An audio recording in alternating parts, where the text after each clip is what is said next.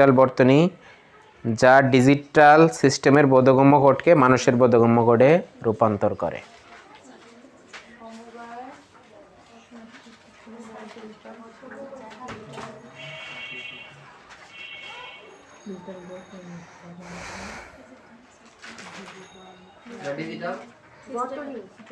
যা ডিজিটাল সিস্টেমের বোধগম্য কোডকে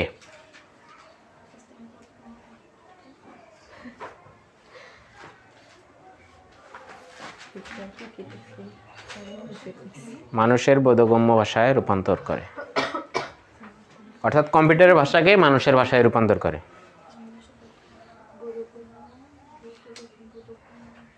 এটাকে ডিজিটাল কেন লাভ করে?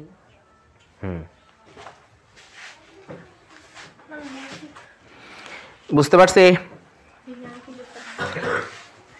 তার মানে এটার ক্ষেত্রে যেটা হবে n সংখ্যক দিলে পাবো 2 এর পাওয়ার n, বুঝতেছি তো? তার মানে 3টা দিলে 8টা পাবা, 2টা দিলে 4টা, 4টা দিলে 16টা, বুঝছি না বুঝি নেই? 5টা দিলে 32টা। ক্লিয়ার হয়েছে? এই যে টেস্ট পরীক্ষা যে হইলো ওই জায়গায় দিছিল A B C D 4 এই ইনপুট বিশিষ্ট ডিকোডার আউটপুট কয়টা হবে তাহলে? 16টা। এটা ইনপুট কয়টা? A B C D 4টা ইনপুট না? তাহলে আউটপুট হবে কি 2 এর পাওয়ার n না? তাহলে 2 এর পাওয়ার n মানে কয়টা? এটা কয়টা? 4টা। তাহলে 2 এর পাওয়ার 4, তাহলে কয়টা হবে? 16টা। এমনি দিছিল A B C D ইনপুটের জন্য ডিকোডারের আউটপুট কয়টা? তাহলে অ্যানসার হবে 16টা।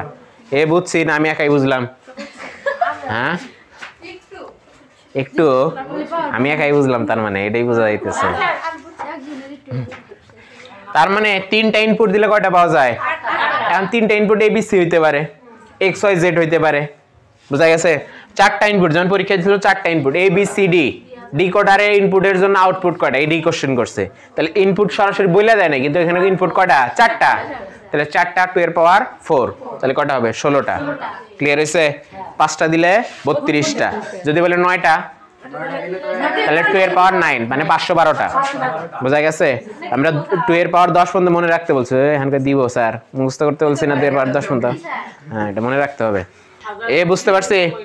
আচ্ছা তাহলে এখন ইনপুট দিবা 2টা, আউটপুট পাবা 4টা। তাহলে এটার ব্লক ডায়াগ্রাম হইতেছে যে এরকম, এই যে 2টা দিলে 4টা, এটাই হচ্ছে ডিকোডার, এটাই হচ্ছে কি? তাহলে এনকোডারে যেটা ছিল এখন এর ব্যবহার কি? তাহলে উল্টা ব্যবহার হবে না? তার মানে হচ্ছে ওটা ডেসিমেল কে বানাইছে বাইনারি, এখন এটা বাইনারি কে বানাবে ডেসিমেল, বাইনারি কে বানাবে ডেসিমেল। হ্যাঁ আর হচ্ছে এখানে ASCII কোডে আমরা কি বানাইছিলাম? যে ASCII কোড যেটা ছিল ওটাকে তুমি আলফা নিউমেরিক কে বানাবে, এখন কি বানাবে? Alpha numeric. তার মানে ওটা আলফা নিউমেরিক কে বানাইছে ASCII আর হচ্ছে EBCDI, এখন ASCII আর EBCDI কি বানাবে? Alpha numeric. ক্লিয়ার হয়েছে?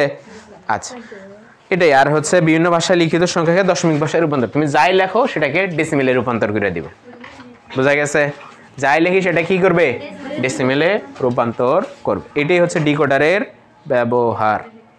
এ বুঝছি? আর ডিকোডার হচ্ছে কার বিপরীত? এনকোডারের বিপরীত। তাহলে পরীক্ষায় যদি বলে এনকোডারের বিপরীত কি ডিকোডার, ডিকোডারের বিপরীত এনকোডার। হ্যাঁ আচ্ছা তাহলে হচ্ছে এরপরে যেটা হবে সেটা হইতেছে, তাহলে 2টা ইনপুট দিলে কয়টা পাবো? 4টা। তাহলে আমরা ঘর রাখবো। তাহলে এখানে A আর B হচ্ছে ইনপুট, A আর B ইনপুট। তাহলে আউটপুট দিব আমরা, একটা হলো D0, সব 0 থেকে শুরু করবো, D1 D2 আর হচ্ছে D3। বুঝতে পারছি? তাহলে ঘর হবে 4টা, তাই তো? তাহলে এখানে একটা 1 2 3 4, তাহলে এটা ইনপুট না? তাহলে এটা হলো 0, এটা 1, এটা 0, এটা 1, এটা 0 0 1 1, এটা ইনপুট। ক্লিয়ার? আউটপুট ঠিক আগের মতোই, এই যে কোনাকুনি বরাবর 1, কোন বরাবর? কোনাকুনি বরাবর 1।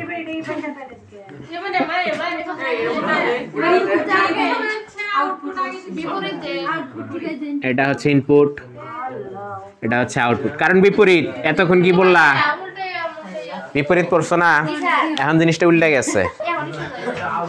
এ বুঝছি না বুঝি নাই এখন ইনপুট হচ্ছে এ আর বি আর আউটপুট হচ্ছে এই চারটা আর আগে উল্টা ছিল ওই চারটা থেকে ওইটা বের হইছে ক্লিয়ার হইছে না বুঝি নাই আচ্ছা এখন আউটপুট যেহেতু d0 d1 d2 d3 তাই না তাহলে আমরা এখন এই জাত সমীকরণ বের করি d0 তাহলে d0 তো কি আছে 1 আছে না কিন্তু এখানে তো দেখা যাচ্ছে ইনপুটে দুটো 0 0 তাহলে 1 কেমনে হবে হবে না হ্যাঁ তার মানে হচ্ছে দেখো এখানে 0 0 আছে তার মানে আমাকে 1 বানাইতে হবে তাহলে এইগুলা যখন পাশাপাশি থাকে তখন কি হয় গুণ হয় তাহলে 0 0 গুণ করলে তো হয় 0 তাহলে গুণে তো আসতেছে না তাহলে এটাকে নট বানাইতে হবে কি বানাইতে হবে তাহলে d0 হবে a নট b নট বুঝছি না বুঝি নাই এই কি কয় বুঝি নাই এই যে 0 1 হ্যাঁ হ্যাঁ এটাই তো এইজন্য বিপরীত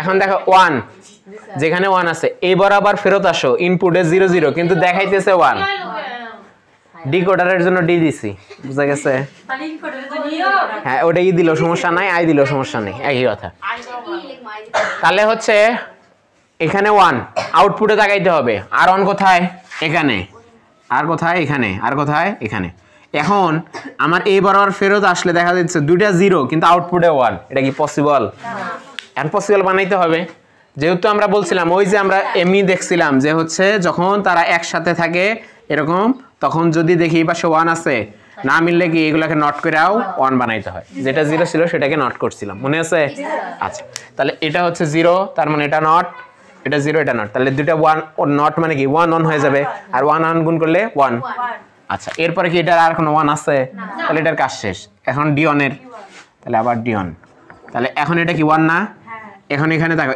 a0 কিন্তু b1 তাহলে 0 আর 1 যোগ করলে গুণ করলে কি 1 হবে তাহলে যে 0 আছে তাকে নট করতে হবে তাহলে হবে a নট b কারণ এখানে a0 ছিল একে নট বানাইতে হবে ক্লিয়ার পরেরটা a নট তাহলে d2 হবে a b নট পরেরটা হবে a b এটাই বুঝছি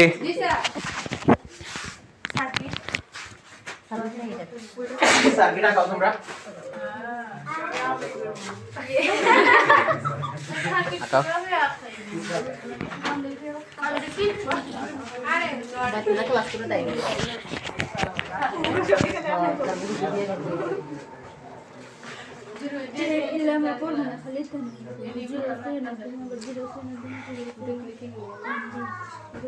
এ পারবা না সার্কিট আঁকতে এখন তো খালি সব এন্ড গেট আর তো কিছু নাই আর নট গেট এন্ড আর নট এ আর বি দিবা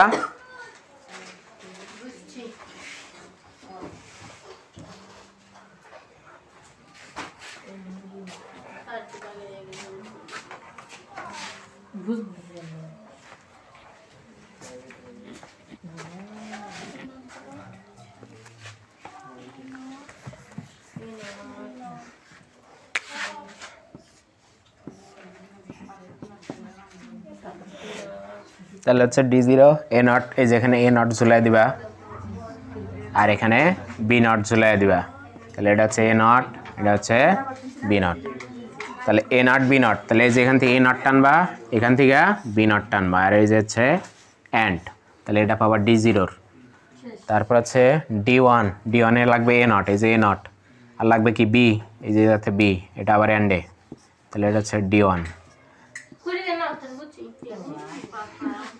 তারপরে a b নট এই যে এটা হচ্ছে a এটা হচ্ছে b নট তাহলে এটা হচ্ছে d2 আর হচ্ছে a b এই যে এটা a এটা b এটা হচ্ছে d3 এইটি শেষ